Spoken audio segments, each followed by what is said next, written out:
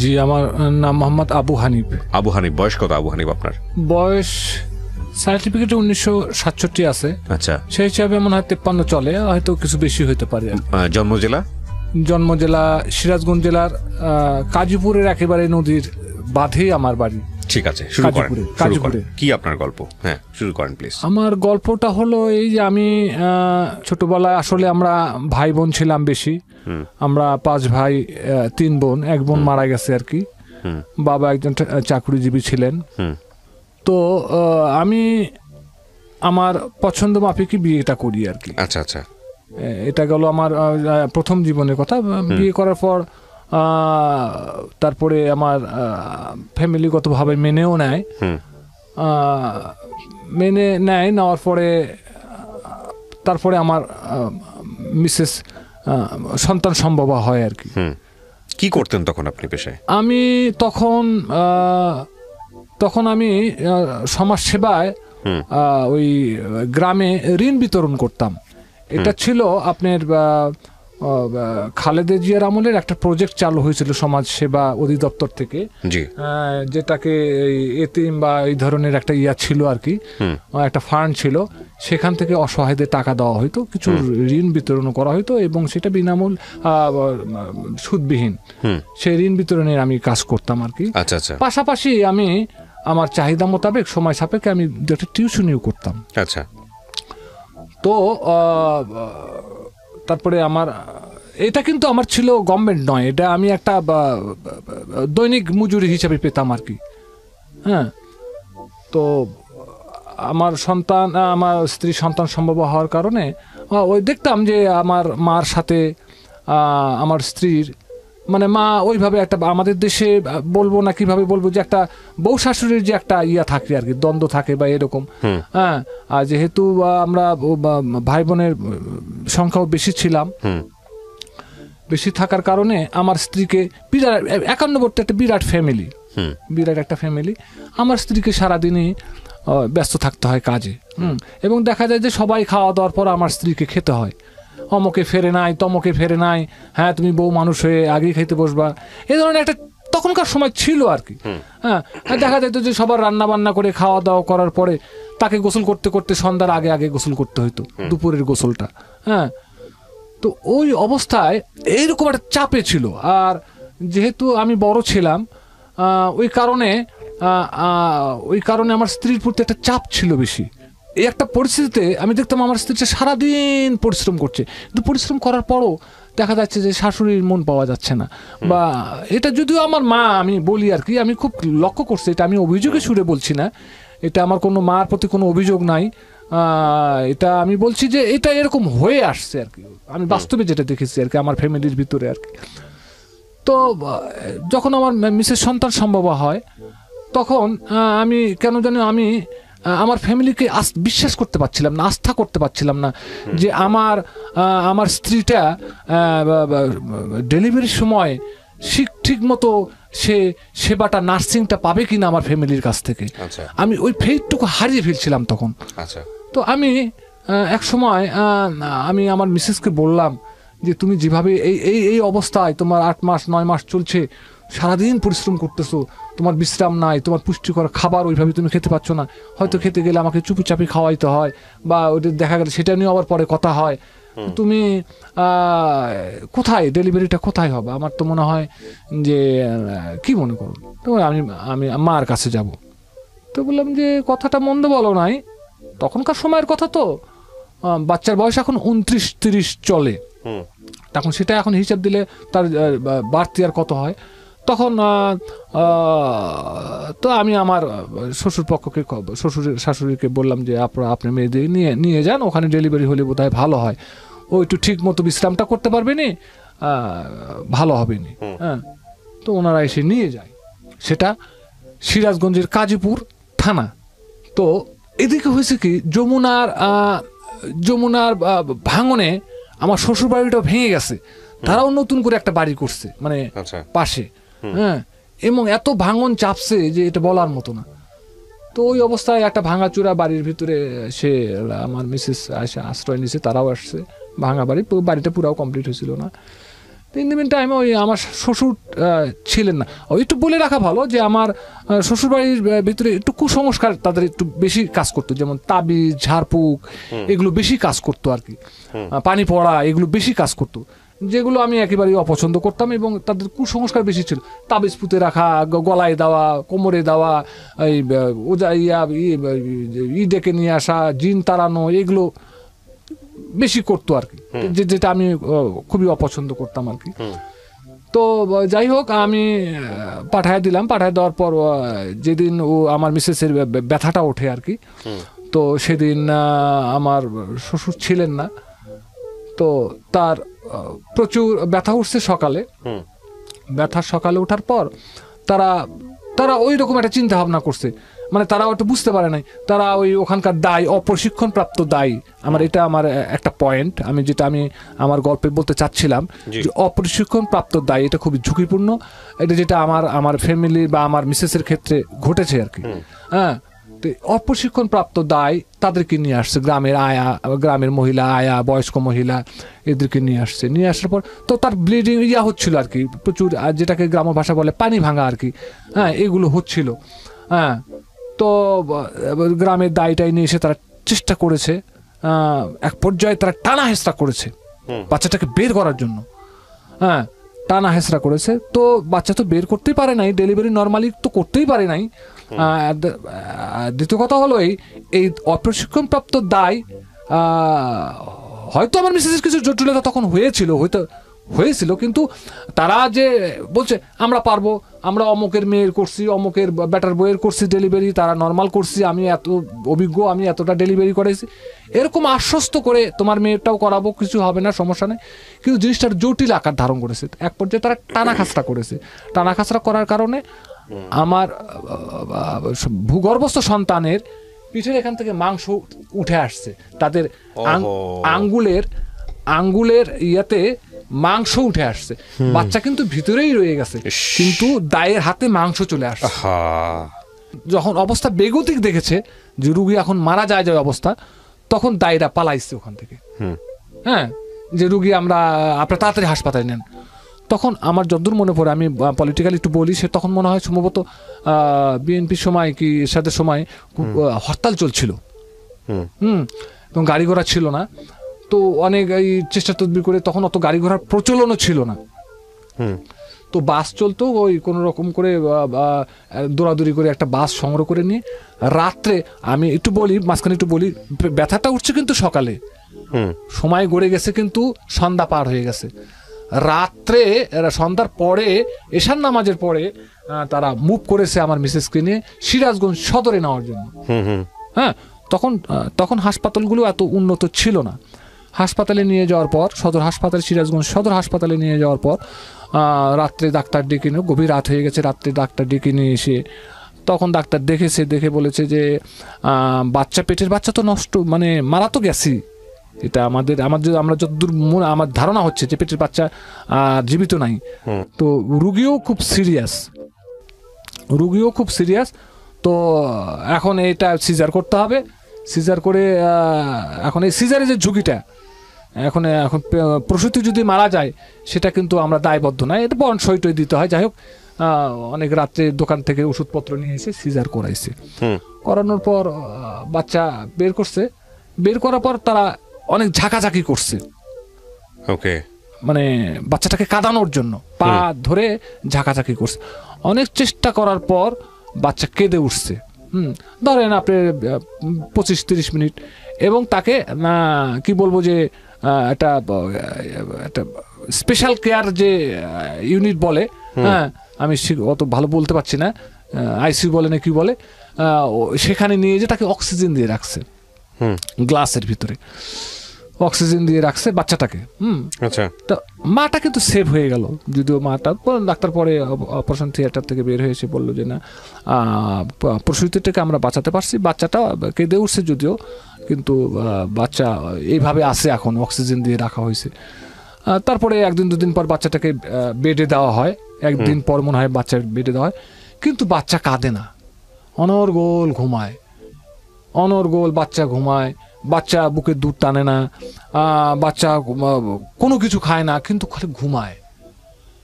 বাস অনেক বুকে দুধ না খাওয়ার কারণে বাচ্চা আরো মানে সে টানছেই না, হ্যাঁ, তো বাচ্চা আরো উইক হয়ে যাচ্ছে। তো এক পর্যায়ে আমরা তখন সিস্টাররা বললো যে আপনারা দেখো তো একটু ফিটার টিটার দিয়ে খাওয়ানো যায় কিনা, বাচ্চাটা তো বাঁচাইতে হবে। তো চেষ্টা করে ফিটার টিটার দিয়ে খাইলাম, তখন টানার পর বাচ্চাটা নিয়ে আসলাম। ওই অ্যান্টিবায়োটিক ওই যে এখানে যে মাংসটা উঠে ফেলছে দাই, এটা ইঞ্জেকশন দিল ওই বাচ্চাকে। তারা এই আপনার হাঁটুতে ইয়াতে থোড়াতে বলবো এখানকার মাংস পাশার মাংসতে ওই antibiotic high power antibiotic injection দিয়ে তারা 7 দিনের একটা কোর্স কমপ্লিট করে আমাদেরকে রিলিজ দিল। রিলিজ দেওয়ার পর বাচ্চাটা আমরা নিয়ে আসলাম। বাচ্চাটা নিয়ে আসার পর একদিন পরে বাচ্চাটা অনর্গল 7 দিন কাঁদছে নন স্টপ। ও মাই গড। তারপর এখানে একটা পয়েন্ট, 7 দিন অনর্গল কাঁদছে। তো অনর্গল কাঁদার পরে বিভিন্ন পেট ব্যথা করে হয়তো বা এটা করে সেটা করে। ওই যে বললাম যে আমার শ্বশুরবাড়ি একটু কুসংস্কার বেশি, পানি ফোড়া খাওয়ায়, তাবিজ নিয়ে এসে দেয়, এটা নিয়ে দেয়, সেটা নিয়ে এসে দেয়, করে। তো বাচ্চাটা 7 দিন কাঁদার পরে বাচ্চাটা আবার থেমে গেল। আচ্ছা, বাচ্চাটা অলরেডি আমি তখন রাজশাহীতে নিয়ে গেলাম। রাজশাহী নিয়ে যাওয়ার পর আমি তখন রাজশাহীতে থাকতাম। এই 2-3 মাস পর আমার জন্য কেমন সন্দেহ হলো, ওর কি জন্য একটা হইলো মনে হয়। হওয়ার পর আমি একজন চাইল্ড স্পেশালিস্ট না, সাধারণ MBBS ডাক্তারই, তবে উনি শিশুই দেখে বেশি। হ্যাঁ, MBBS ডাক্তার, উনি শিশু দেখে, শুধু শিশু দেখে আর কি। তো ওনাকে দেখাতে নিয়ে গেলাম, কি যেন ওর হলো আর কি।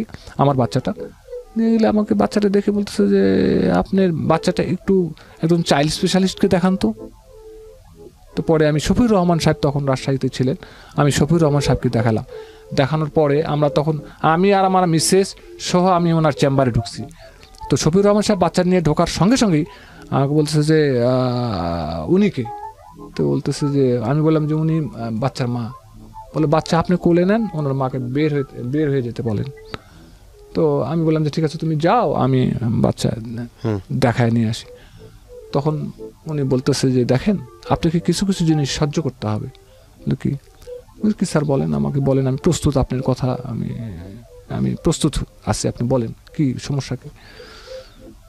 বল দেখেন আপনার এই বাচ্চাটা ফিজিক্যালি অ্যান্ড মেন্টালি হ্যান্ডিক্যাপ্ট। শারীরিক প্রতিবন্ধী হলেও তাও মানুষ অনেকটা নিজেভাবে গড়ে উঠতে পারে। একটা পা নাই, একটা পা কাজ করছে না, একটা হাত কাজ করছে না, সে নিজে গড়ে উঠতে পারে। কিন্তু যদি তার বুদ্ধি কাজ না করে, ব্রেন না করে, অল বডি তার কাজ করবে না। All switch off, all body তার কাজ করবে না। তো কাজী এই বাচ্চা নিয়ে আপনাকে অনেক ভোগান্তি পোহাতে হতে পারে, ভোগান্তি পোহাতে হবেই। এবং এই বাচ্চাটা ধীরে ধীরে ধীরে ধীরে ধীরে আরো বিকৃতি এবং অনেক খারাপ অবস্থায় চলে যাবে। এটা কি মানে শারীরিক বিকৃতিও হবে? হ্যাঁ, আচ্ছা, শারীরিক বিকৃতিও হবে। আপনি কাজ করেন, আপনি ঢাকায় নিয়ে যান। ঢাকায় নিয়ে আসলাম, উনি কিছু ওষুধপত্র লিখে দিলেন, ঢাকায় নিয়ে আসলাম, শিশু হাসপাতালেও দেখালাম। তখন কি বাচ্চার মধ্যে দেখে কোন রকম মনে হচ্ছিল এগুলো সিমটম আছে? হ্যাঁ, সিমটম আছে স্যার। দেখে কিরকম মনে হচ্ছিল? কিরকম মনে হচ্ছিল, ও ঘাড় মানে করতেই থাকে। না, আমরা যেমন ঘাড় শক্ত করে, যেমন একটা স্ট্রেট ফরওয়ার্ডে আছে, আমরা ঘাড় যেমন ই করছি, আমরা ইচ্ছে মাফিক ঘাড় ঘোরাচ্ছি প্রয়োজন মাফিক। তাছাড়া তোমাদের ঘাড় শক্ত হয়েই থাকে, তাই না? ও ঘাড় কোনোভাবেই করতে পারে না, ও ঘাড় ঘুরে যায় না, ঘাড়ে এরকম। ও আচ্ছা আচ্ছা আচ্ছা, ঘাড় শক্ত করতে পারে না। হ্যাঁ, আর গেল মানে অনর্গল লালা ঝরে। ও, এটা হলো মেন্টাল হ্যান্ডিক্যাপ্টের একটা বড় সিমটম। লালা ঝরবে, লালা একবারে জামা কাপড় ভিজিয়ে ফেলবে। এতে তো অনেক ক্ষতিও হয়, তার শরীরে পানি শূন্যতার ভাবও চলে আসে অনর্গল লালা ঝরলে। এবং যেহেতু সে তার ফিজিক্যাল বুদ্ধি প্রতিবন্ধী হওয়ার কারণে সে নিজে ব্রাশ করতে পারে না, নিজে আপনি টয়লেট করতে পারে না, নিজে টয়লেটের পানি খরচ করতে পারে না, হ্যাঁ, অল টাইম বিছানায় থাকে। হ্যাঁ, তো যাই হোক, আমি সংক্ষেপে বলি আর কি, যে আমি পরেও ঢাকায় নিয়ে আসি। ঢাকায় নিয়ে আসার পর ওখানেও ঢাকা শিশু হাসপাতালে ওখানে শিশু বিকাশ কেন্দ্র একটা আছে আর কি। হ্যাঁ, তো ওনারা বললো যে দেখেন আপনার আপনাকে এই বাচ্চার সাথে বেশি বেশি কথা বলতে হবে, আপনাকে বেশি বেশি প্র্যাকটিস করতে হবে, এই বাচ্চাকে বাইরে নিয়ে যেতে হবে। হ্যাঁ, বাচ্চা বাইরের দেখবে, বাইরের জগৎটা দেখবে। আপনি লজ্জা করে কখনো এই বাচ্চা ঘরের ভিতরে বন্দি রাখবেন না, একে বাইরে নিয়ে যাবেন, বেশি বেশি কথা বলবেন, ওর সাথে বেশি মত বিনিময় করবেন। ও আপনার কথা শুনে হাসবে, ধীরে ধীরে ওর ব্রেন কাজ করবে। হ্যাঁ, এবং আপনি ফিজিওথেরাপি করাবেন, ব্যায়াম করাবেন, তাহলে আপনার বাচ্চাটা স্বাভাবিক পর্যায়ে আসবে। তারপরেও আমি এইভাবে চলতেছিলাম। এবং আমি এক পর্যায়ে উন্নত চিকিৎসার জন্য ইন্ডিয়া নিয়ে গেছিলাম পুনাইতে। সেখানে আমি 6 মাস ছিলাম, তারা ফিজিওথেরাপি দিয়েছিল।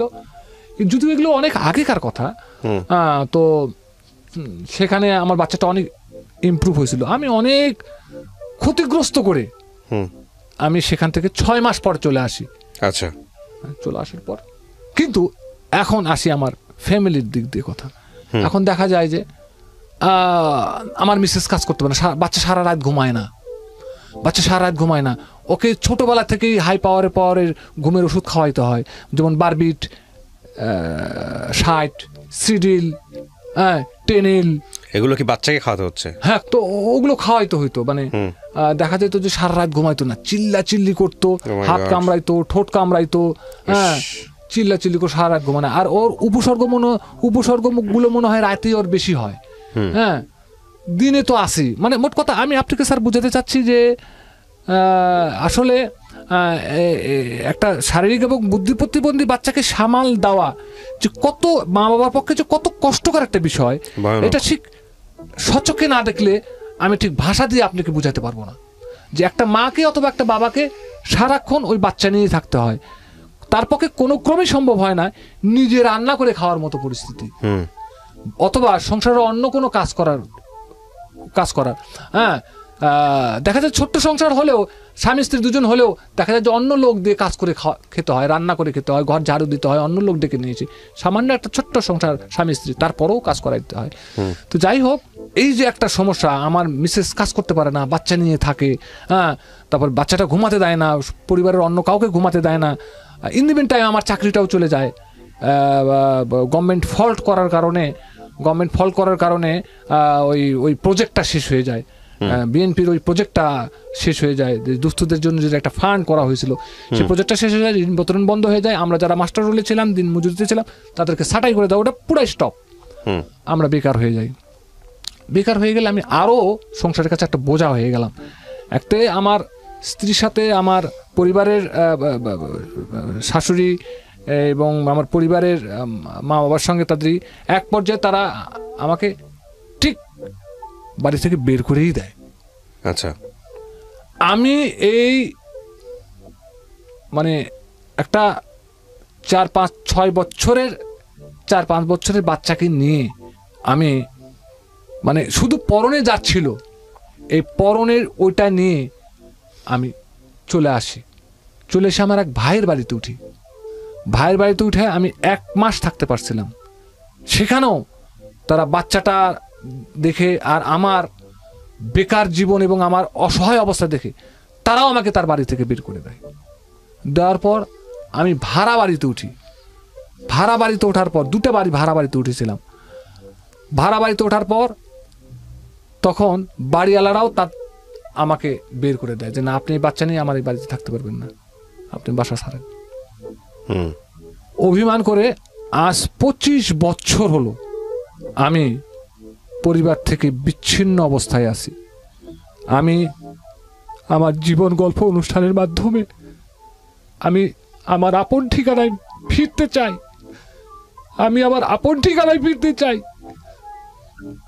বিচ্ছিন্ন অবস্থায় আছেন বলতে কি বোঝেন বলেন তো আমাকে একটু বলেন। আমি আজ 25 বছর হলো আমি আমার ভাই বোন মা থেকে বিচ্ছিন্ন অবস্থায় আছি। আমি অভিমান করে যাই না। বাচ্চার কি করলেন? বাচ্চা এখনো আছে। বাচ্চা তো এখন তো স্যার শেষ পর্যায়ে বলতে এখন তাকে কোথায় থাকলেন আপনি? ও বের হয়ে এসে কোথায় থাকলেন? আমি এখন একটা গার্মেন্টসে চাকরি করি। না আপনি তো আপনাকে থাকতে দিল না ভাড়া বাসায়। জি বের হয়ে কোথায় গেলেন? জি, বের হয়ে স্যার আমি আমার শাশুড়ির ওখানে উঠি, আমার শ্বশুর বাড়িতে উঠি। আচ্ছা, তারপর শ্বশুর বাড়িতে ওঠার পর এখন শ্বশুর বাড়িতে কতদিন থাকা যায় বলেন? তো তখন আমি বিভিন্ন জায়গায় খুঁজতেছিলাম। তো আমাদের এলাকাটা হলো একটা গার্মেন্টসের এলাকা। যেমন আমাদের এলাকায় আমাদের একজন শিল্পপতি আছেন, শ্রদ্ধেয় স্ট্যান্ডার্ড গ্রুপের শ্রদ্ধেয় ইঞ্জিনিয়ার মোশাররফ স্যার। আমি ওনার কোনো না কোনোভাবে ওনার আমার অবস্থাটা নজরে কাড়ার চেষ্টা করি। উনি অত্যন্ত দয়া পরবশ হয়ে আমাকে গার্মেন্টসের চাকরি দেয়। গার্মেন্টসে চাকরি দেওয়ার পর আমি যে এখন গার্মেন্টসে চাকরি করে খাচ্ছি, আমি এই মানে খুব বয়স্ক লোক হিসাবে আমি ঢুকছি। তো এখনও গার্মেন্টসের চাকরিটা অত্যন্ত খারাপ পজিশনে চলতেছে। এখন কোনো অর্ডার নাই, ব্যবসা বাণিজ্য খারাপ চলছে দীর্ঘদিনের লকডাউনের কারণে। তো যাই হোক, আমি যেটা বলতে চাচ্ছিলাম যে আমি এই 25টি বছর আমি পরিবার থেকে বিচ্ছিন্ন অবস্থায় আছি।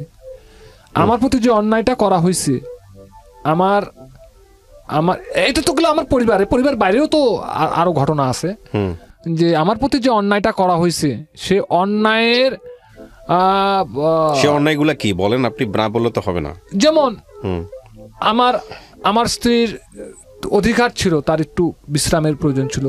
আমার মা, আমার ভাই বোনদের তো অবশ্যই সে সন্তান সম্ভব ছিল, তার দিকে তো একটু দৃষ্টি দেওয়া উচিত ছিল।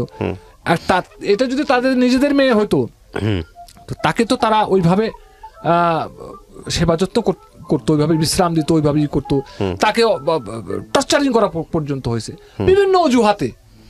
আচ্ছা, অ্যাট দ্য সেম টাইম আমার এই বাচ্চাটা জন্মের জন্য সে দায়ী, এটাও তাকে দায়ী করা হয়েছে। হ্যাঁ, তো আর মাঝে মধ্যে কটাক্ষ করা বলতো, যে কথায় কথায় বলতো যে তোরা তো পাপ করছিস, আচ্ছা পাপ না করলে তোদের পেট থেকে এটা হবে কেন? তা আমার প্রশ্ন হলো এই, আমি জাতির কাছে প্রশ্ন রাখতে চাই যে এটা তো পাপের ফসল হতে পারে না। আমি বলবো এটা সৌভাগ্যের ফসল, কেননা এটা সবার ঘরে হয় না। আল্লাহ পাক এটা দেওয়ার আগে খুব চিন্তা ভাবনা করছে যে কারা এটা সহ্য করতে পারবে। আমি সহ্য করতে পারবো বিধায় আল্লাহ পাক আমাকে দিয়েছে। আমি 29টা বছর 30টা বছর একে লালন পালন করছি, একে সেবা যত্ন করছি। আমি শেষ, আমার জীবন শেষ। আমার দিকে তাকালে তো পক্ষে অনুমান করতে পারেন স্যার যে আমি এখন কত বার্ধক্যে চলে গেছি, এবং আমার এখন প্রেশার এখনো অনেক বেশি, আমি এখন অসুস্থ হয়ে গেছি। এই বাচ্চাটার কিভাবে কি করতে হলো, 29-30 বছর কি করলেন, কতটুকু তার প্রোগ্রেস, কি করতে পারে আমাকে একটু বলেন তো বিস্তারিত। এখন মূলত যে জিনিসগুলো, সেই জিনিসগুলো হলো এই যে ওর প্রচুর ওষুধ লাগে, প্রচুর ওষুধ লাগে। ও কি হাঁটাচলা করতে পারে? জি, ও হাঁটাচলা করতে পারে? না, তো হাঁটাচলা তো করতে পারবে না। ফিজিক্যালি ও তো বুদ্ধি প্রতিবন্ধী এবং শারীরিক এবং বোধ, এটাকে বলা হয় বহুমাত্রিক, বাংলায় বলা হয় বহুমাত্রিক প্রতিবন্ধী। 24 আওয়ার্সই বেডে থাকে। তো বাথরুম এগুলা? বাথরুম বিছানাই করে। ক্লিন করে কে? মা করে। 29 বছর ধরে? 29 বছর ধরে। ওর মায়ের এদিক দিয়ে ঘা হয়ে গেছে, ওর মায়ের এগুলো দিয়ে ঘা হয়ে গেছে, তার মায়ের ঘা হয়ে গেছে। সে সারা রাত ঘুমাইতে পারে না, সারা রাত ঘুমাইতে পারে না। ওষুধ এখন কাজ করছে না। 29 বছর তাকে ঘুমের ট্যাবলেট খাওয়ানোর পরও সেই ট্যাবলেটগুলো এখন তার শরীরে রেজিস্ট্যান্ট হয়ে গেছে, যেটাকে বলা হয়, আমি ওর সঠিক কথা ভালোভাবে বলতে পারছি না, যে ওষুধগুলো তার শরীরে এখন রিয়াকশন করছে না, কাজ করছে না। এখন হাই পাওয়ারের পরে ঘুমের ট্যাবলেট খাওয়াও সে ঘুম আসে না, সারা রাত চিল্লাচিল্লি করে, তার মার ঘুম হয় না। সে 29 বছর হলো, সে সকালে আমাকে ফোন দিয়ে বলে সারা রাত ঘুমাতে দেয় নাই। আমি তো মাথা দাঁড়াতে পারছি না। আপনি কোথায়, আপনি কি করেন? আমি স্যার গার্মেন্টসে চাকরি করি, সাভারে আছি। এটা গার্মেন্টসে জব করেন? জি স্যার। এরপরে বাচ্চা কাচ্চা নেন নাই? না, এরপরে বাচ্চা কাচ্চা বলতে কি আমি 2বার ট্রাই করেছিলাম, কিন্তু ওর অ্যাবর্শন হয়ে গেছিলো। তারপরে আমি ভয় আর নেই। আর ডাক্তারও আমাকে নিষেধ করেছিল যে আসলে আপনার মিসেসের বাচ্চা নিতে গেলে খুব ঝুঁকি আছে, কারণ এই বাচ্চাটাকে হ্যান্ডেলিং করতে যে তার পেটের বাচ্চাটায় আঘাত পায়, কারণ একে কোলে করে নিয়ে থাকতে হয়, বসে খাওয়াইতে হয়, অনেকক্ষণ বসে খাওয়ায়, বসে বসে ভাত ছেনে চামচ দিয়ে 2 ঘন্টা করে চামচ দিয়ে খাওয়াতে হয়। 2 ঘন্টা সময় লাগে স্যার এই বাচ্চাকে খাওয়াইতে, চামচ দিয়ে খাওয়াইতে হয়। দাঁতগুলো স্যার, আমার কাছে স্যার একটা ছবি আছে। না, ছবিটা আমি দেখাবো না, বাট এখন আচ্ছা আমি এরপরে বলেন, আমি আসলে স্পিচলেস। বলেন, আপনি বলেন। হ্যাঁ, আমি এই প্রতিবন্ধী শিশুদের নিয়ে কাজ করি। আমি মূলত প্রতিবন্ধী শিশুদের নিয়ে কাজ করি। আমার একটা আইডি আছে, এসো জেগে উঠি, বাংলা একটা আইডি আছে, ফেসবুক আইডি আছে, এসো জেগে উঠি। আমি শুধুমাত্র শিশু প্রতিবন্ধীদের নিয়ে কাজ করি। তো আমি যখন এত লোকের কাছে সাহায্য চাই, আমি যখন একেবারে সম্বলহীন, তখন আমি কি করতাম, পেপার পড়তাম, পেপারের ভিতরে একটা ঠিকানা দেখতাম, অমুক শিল্পপতি, ধানমন্ডির অমুক এক লোকের ঠিকানা, ওই বনানীর অমুকের লোকের একটা ঠিকানা, বা বাড়িধারা অমুকের লোকের একটা ঠিকানা, কিংবা অমন একটা বড় একটা অফিস, সেখানে তো চেয়ারম্যান আছে। আমি হাতে লিখতাম, হাতে চিঠি লিখতাম। তখন কম্পিউটারের অতটা প্রচলন ছিল না। হাতে আবেদন করতাম, বাচ্চার ছবি দিতাম, আবেদনের সঙ্গে ছবি অ্যাড করে দিতাম যে আমার বাচ্চাটাকে একটু সহযোগিতা করেন। আমি এখানে অনেক প্রতারণার শিকারও হয়েছি। আমি আমি হাতে চিঠি লিখতাম। তো প্রায় আমি বোধহয় 10-12 বছর বোধহয় এরকম করে হাতে আবেদনপত্র লিখতাম। আমার মনে হয় যে ধানমন্ডি, বাড়িধারা, বনানী, ঢাকা শহরে আমার মনে হয় হাতে লেখা দরখাস্ত 5000 গেছে। এই সবার কাছে কাছে সবার কাছে কাছে। কি হতো দরখাস্ত পাঠানোর পরে? এই ঠিকানাটা আমি আপনাকে অনুমান দিলাম যে ঠিকানা আমি বিভিন্ন পত্র পত্রিকায় পাইতাম, এক জায়গায় পাইতাম, ওই যে অমুক জায়গায় পেতাম না। মনে করেন আপনি যে ঢাকায় ভেমের একটা ঠিকানা পেলাম, তো এখানে একজন চেয়ারম্যান তো নিশ্চয়ই আছে। আমি চেয়ারম্যান স্যারের কাছে আবেদন করলাম, স্যার আমার তো এই অবস্থা, বাচ্চাটার এই অবস্থা, আমাকে কোনোভাবে হেল্প করা যায় কিনা। হ্যাঁ, তো এই ধরনের আর কি ঠিকানা বিভিন্ন এনার্জি প্যাক, কি বলে আপনার বিভিন্ন দোকান টোকান, বড় বড় শপ টপ আছে না, দোকান টোকান আছে, এগুলো দোকান পেলেই পেপারে কেউ অ্যাডভার্টাইজ দেয়, অনেক সময় পেপারে অনেক অ্যাডভার্টাইজ দেয়।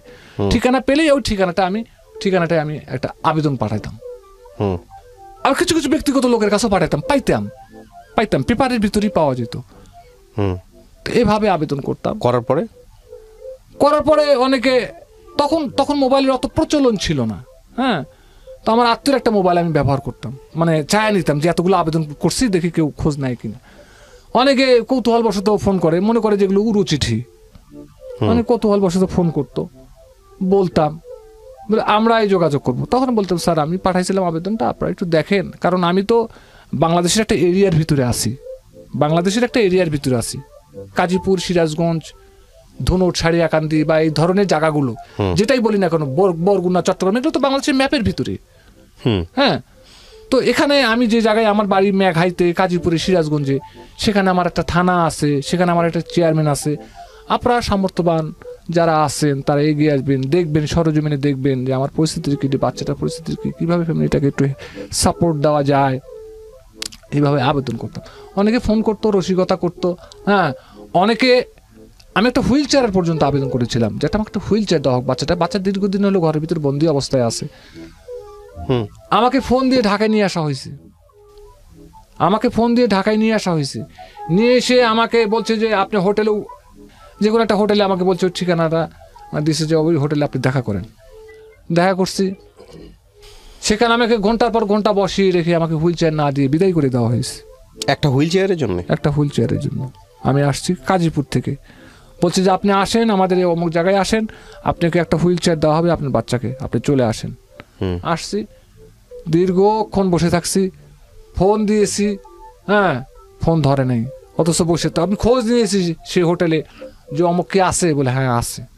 কিন্তু পরে আর আমি এই যে 3 ঘন্টা 4 ঘন্টা আমি বাড়িতে যে আমার বাচ্চাকে বুকে জড়ায় ধরে অঝরে কেঁদেছি, বলে আসছিলাম, বাবা তোমার একটা হুইল চেয়ারের ব্যবস্থা হবে এবার, হ্যাঁ তোমার একটা হুইল চেয়ারের ব্যবস্থা হবে, তুমি বাইরে ঘুরতে পারবা।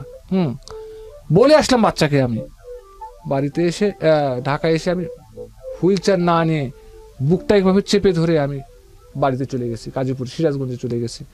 চলে যেয়ে আমি বাচ্চা ধরে হাও মাও করে কেঁদেছি। তখন কোনো এক ব্যক্তি আমাকে কোনো এক সময় হেল্প করেছিল। আমি এই কষ্টের কথাটা ওনাকে বলি। আচ্ছা। ওনাকে বলার পর উনি পরে একটা হুইল চেয়ার দিয়েছিলেন। একেবারে 7 দিনের ভিতরে হুইল চেয়ার নিয়ে, ওনার প্রাইভেট কার করে নিয়ে আমাকে একটা বাসায় আমাকে হুইল চেয়ার পৌঁছায় দিয়ে গেছিলেন, আমি আমার কষ্টের বলার কারণে। তো এই ধরনের প্রতারিত হয়েছে অনেক। তো সে যাই হোক, আমি এখন যেটা বলতে চাচ্ছিলাম যে এই জিনিসগুলো আমি আরো একটু বলতে চাচ্ছিলাম যে আমার যে অভিজ্ঞতা হয়েছে, আমার যে ধারণা হয়েছে, এটা আমার ফ্যামিলি থেকে, আমি ফ্যামিলি থেকে এখনো বিচ্ছিন্ন। আমি অভিমান করে, যারা আমাকে বাড়ি থেকে বের করে দিয়েছে, যে ভাই আমাকে বাড়ি থেকে বের করে দিয়েছে, হ্যাঁ, আমি এখনো সে মা ভাই বোনের কাছে আমি যাই না। হ্যাঁ, আর তারাও আর এখন খুব ভালো নাই। এই যে তারা আমাদেরকে এইভাবে নিঃস্ব অবস্থায় বাড়ি থেকে বের করে দিয়েছে, একটা ফেরেশতাকে বাড়ি থেকে বের করে দিয়েছে। আল্লাহর কিছু কিছু প্রিয় জিনিস থাকে, আমরা যদি মুসলমান সবাই কিছু কিছু প্রিয় জিনিস থাকে, আমরা একটু হাদিস বাই কাটলে তার ভিতরে এই শারীরিক এবং বুদ্ধি প্রতিবন্ধী, বিশেষ করে বুদ্ধি প্রতিবন্ধী, এটা অত্যন্ত একটা স্পর্শকাতর একটা সাবজেক্ট এবং বিষয়। আমি যেখানে আমার নিজের বাচ্চা কেন, আমি যেখানে এরকম বাচ্চা দেখতে গেছি, আমি একটা বাচ্চা দেখতে গেছি, অন্য একটা বাচ্চা দেখতে গেছি, দেখতে যে ওই বাচ্চাটা দেখতে যে আমার বাচ্চাটার ছবি ভেসে উঠছে, এটা আমার বাচ্চা। আমি যথাসাধ্য চেষ্টা করেছি আমার তরফ থেকে তাকে সাপোর্ট দেওয়ার জন্য। তো যে ফ্যামিলি থেকে আমি এত কষ্ট পেয়েছি, সেই ফ্যামিলি থেকে এখনও বিচ্ছিন্ন অবস্থায় আছি। আমার কথা হলো এই যে তারা যদি আমাকে আবার যদি তারা আমাকে এইভাবে বলে যে তারা ভাইয়া কি আমরা ভুল করেছি, আসলে আমাদের ভুল হয়ে গেছে, তুমি আবার আসো, আমার কাছে ক্ষমা চাইতে হবে বা আমাকে ভুল স্বীকার করতে হবে, জাতির কাছে চাইতে হবে যে এই ধরনের কাজটা ঠিক হয় নাই, এটা সন্তানের কি কারণে। দরকার আপনার ফ্যামিলিতে ফেরার? জি, কি দরকার ফ্যামিলিতে ফেরার? আমি জানি আপনিও বোধ হয় এই ধরনের একটা অভিমান করেই কথাটা বললেন। না, অভিমান না, আপনার দরকারটা কি? আপনি এত বছর ফেরেন নাই, না ফেরার পিছনে যুক্তি ছিল, আপনি এখন কেন ফিরতে চান? না, ফিরতে চাই তা তো না, আসলে দেখেন আমরা আমাদের সব নারীর একটা টান আছে, খারাপ লাগে, হাজার হলে মা, হাজার হলে ভাই, হাজার হলে বোন, যখন শুনি তারা খুব খারাপ অবস্থায় আছে, আমি তো শেষ। জমি জমা সব নদী গর্ভে, বলার অপেক্ষা রাখে না। কাজীপুর সম্পর্কে আমার মনে হয় না যে আপনার ধারণা নাই, অবশ্যই আপনার ধারণা আছে কাজীপুর সম্পর্কে। জমি জমা, সে গার্মেন্টসে একটা চাকরি করি, আমি এখানে ব্যাচেলার থাকি, ফ্যামিলি থাকে আমার বাড়িতে, ওই বাচ্চাটাকে নিয়ে আসা সম্ভব না। আচ্ছা, দ্বিতীয় কথা হলো এখানে আনলে এখানেও বাড়িওয়ালারা বের করে দিবে, প্লাস একটা রুমের মধ্যে বাচ্চাকে রাখা কোনো ক্রমে সম্ভব না। বাচ্চাটার জন্য অত্যন্ত পানি লাগে, বিছানায় ঘন ঘন পায়খানা প্রস্রাব করে, পানি লাগে বেশি, বাড়িওয়ালারা ঘ্যাট করবে, এই কারণে আনা হয় না। আর বাচ্চাটা একটা লিমিট জায়গার মধ্যে থাকে। একটা রুম মানে কি, শহর দেখেন না, একটা শহরের 5,000 টাকা ভাড়া একটা রুম, এখানে রুম ভাড়া, বাসা ভাড়া না, রুম ভাড়া।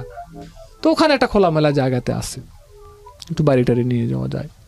তখন যে কথাটা স্যার আপনি বলছিলেন যে কি দরকার আছে আপনার, কথাটা আপনি ঠিক আছে যে আমার জীবনের আর কয় বছরে অবশিষ্ট আছে। এখন ধরেন, এখন যদি আমার 55, 56, 57 বছর বয়স যদি চলে, এখন বাংলাদেশের অধিকাংশই দেখা যাচ্ছে যে আমার আত্মীয় স্বজন বা বন্ধু বান্ধবের ভিতর বা আমার যারা লেখাপড়া করে তারাও হয়তো 60-65 বা অনেকে মারাই গেছে। আমার আর কয়দিন, তারপরও খারাপ লাগে। কিন্তু আমি খুব অভিমানী একজন লোক, কারণ আমার এই বাচ্চাটা ফেরেশতা তুল্য বাচ্চা। এই বাচ্চাকে যারা অবহেলা করেছে, বাচ্চাকে যারা কষ্ট দিয়েছে, আমি আগ্রহ করে তাদের কাছে যাব না। আপনি গল্পটা কেন বললেন আজকে রেডিওতে? আমি গল্পটাই কারণে বললাম যে সুন্দর প্রশ্ন করেছেন, যেটার মাধ্যমে হয়তো বা আমি কিছু কথা আমি আপনাকে বলতে পারি। এই কারণেই বললাম, এরকম ঘটনা যে শুধু আমার ক্ষেত্রেই ঘটেছে তা কিন্তু নয়। আমি হয়তো বলার সুযোগ পেলাম, আমাকে অনেক কষ্ট করে আমাকে স্টুডিওতে আসতে হয়েছে, অনেক কষ্ট করে, এবং আমি একটা দীর্ঘ সাগর পাড়ি দিয়ে আমি আজকে এখানে এসেছি। সবার পক্ষে কি সম্ভব? আপনার পক্ষে কি সবার গল্প জানা সম্ভব? এই কারণেই বললাম যে আমাদের অগোচরে যারা এই ধরনের ভুল করছে, তাদের ছেলের বউদের সঙ্গে বা ফ্যামিলিগত দিক থেকে তারা যে অন্যায়গুলো করছে, তারা যেন এই ধরনের আর কাজ না করে। আমি এখানে একটা কথা বলি, প্রিয় দর্শক এবং শ্রোতা, আমি খুব চুপ করে শুনছিলাম ওনার গল্পটা। এটা খুব অল্প সময় শেষ হয়েছে গল্পটা, কিন্তু এটা আসলে ঘন্টার পর ঘন্টা বলার মতো গল্প। এই গল্পটা যদি ওনার মায়ের মুখ থেকে বের হতো, তাহলে এই গল্পটা হয়তো আরও অনেক অনেক বেশি তথ্যবহুল হতো, আরও অনেক বেশি হৃদয়গ্রাহী হতো, আরও অনেক বেশি কষ্টকর হতো। বিশেষ করে যিনি প্রতিবন্ধী, তার মার কথা, মানে ওনার ওয়াইফের কথা আমি বলছি। আমি জানি না যে আল্লাহ কাকে কখন কিভাবে পরীক্ষা নেন। উনি যা এখানে বললেন সব কিছু যদি সত্যি হয়ে থাকে, তাহলে নিঃসন্দেহে এনারা দুজনেই খুব ভালো মা এবং বাবা, এ ব্যাপারে কোনো সন্দেহ নাই। প্রতিবন্ধী বাচ্চার প্রতিবন্ধিতার লেভেল থাকে, তো এটা অনেকগুলো লেভেল আছে, যারা এগুলো নিয়ে কাজ করেন তারা জানেন। ওর যে লেভেলটা, সেই লেভেলের জায়গাটা থেকে ও আসলে শারীরিকভাবে প্রতিবন্ধী এবং মানসিকভাবে প্রতিবন্ধী। ওর জীবন দশায় 24-25 বছর ও শুধু বিছানায় কাটিয়েছে, এবং খাওয়া দাওয়া 29 বছর, খাওয়া দাওয়া, ঘুম, বাথরুম, অবস্থায় আছে, সব কিছু হচ্ছে ওর ওইখানে এবং বিছানাতে। যে মানুষটার বোধ নাই, তাকে আপনি বোধের বিচার করতে পারবেন না। ও তো জানেই না পৃথিবীর রং কি, ও তো জানেই না ভালো কোনটা মন্দ কোনটা। সুতরাং ওকে নিয়ে আমার আফসোসের জায়গাটা অন্যরকম। কিন্তু যেই বাবা মা এইরকম একজন সন্তানকে, সাধারণত বৃদ্ধ বয়সে এসে বাবা মারা অন্যের উপর নির্ভর হন, সন্তানের উপর নির্ভর হন, আর এই বাবা মা সারাটা জীবন জুড়েই শুধুমাত্র এই সন্তানের মুখের দিকে তাকিয়ে পুরো জীবন শেষ করে গেলেন, এবং এই সন্তানটাকে তারা এখন লালন পালন করে যাচ্ছেন, আর করে তাদের সন্তানও আসে নাই। এক অদ্ভুত গল্প। আমরা এই গল্প থেকে একটা জিনিস শিখতে পারি, সেটা হলো আপনি যে অবস্থানে আছেন সে অবস্থান থেকে আপনি আল্লাহর কাছে শুকর করেন যে আপনি অনেক ভালো আছেন, নিঃসন্দেহে। আর 2 নম্বর হচ্ছে মনুষ্যত্ব। মনুষ্যত্বের জায়গাটা দেখেন, এনারা ভবিষ্যতের কথা চিন্তা করেনি, কোনো কিছু চিন্তা করেনি, শুধুমাত্র সন্তানের কথা চিন্তা করেছে। এবং এখানে লাস্টের দিকে এসেও কিন্তু উনি একটা কথা বলেছেন যে আমার সন্তান আমার কাছে ফেরেশতার মতো। তো অনেক কিছুই আসলে শেখার আছে। আমি সবসময় একটা কথা বলি, আমাদের চারপাশে অসম্ভব ভালো মানুষ আছেন, অনেক মানুষ আছেন যারা আমাদেরকে প্রতিনিয়ত শেখাতে পারেন। এই এক একটা জীবন গল্প, এটা শুধুমাত্র গল্প নয়, এক একটা জীবন গল্প কখনো কখনো একাডেমিক বড় একটি মোরাল প্রিন্সিপাল শেখার বইয়ের চাইতেও অনেক বড় গুরুত্বপূর্ণ। তো সেই জায়গাটা থেকে আজকের এই গল্পটা আমাদের জন্য অনেক অনেক গুরুত্বপূর্ণ। আমি দোয়া করি আপনার সন্তানের জন্য, আমি দোয়া করি আপনার জন্যে। আপনি এখানে এসছেন, এটা অনেক মানুষের জীবন দর্শনকে চেঞ্জ করে দেবে। আপনার বাচ্চা যাতে ভালো থাকে সে বিষয়ে আমি অনেক অনেক ধন্যবাদ জানাই। এবং অনেক কাঠখড় পুড়িয়ে আপনি এখানে এসছেন, যেটা আপনি বলছিলেন, সেই বিষয়েও আপনার যে আগ্রহ সেটাকেও আমি সাধুবাদ জানাই। প্রিয় দর্শক এবং শ্রোতা, আমরা শেষ করছি আজকের মতো জীবন গল্প। আবু হানিফের যে গল্পটা, এটা আমরা সরজমিনে ইনভেস্টিগেট করিনি, ওনার মুখ থেকে বলা গল্প। এরপরেও যদি কেউ আমাদের সঙ্গে যোগাযোগ করেন আবু হানিফের সঙ্গে যোগাযোগ করার জন্যে,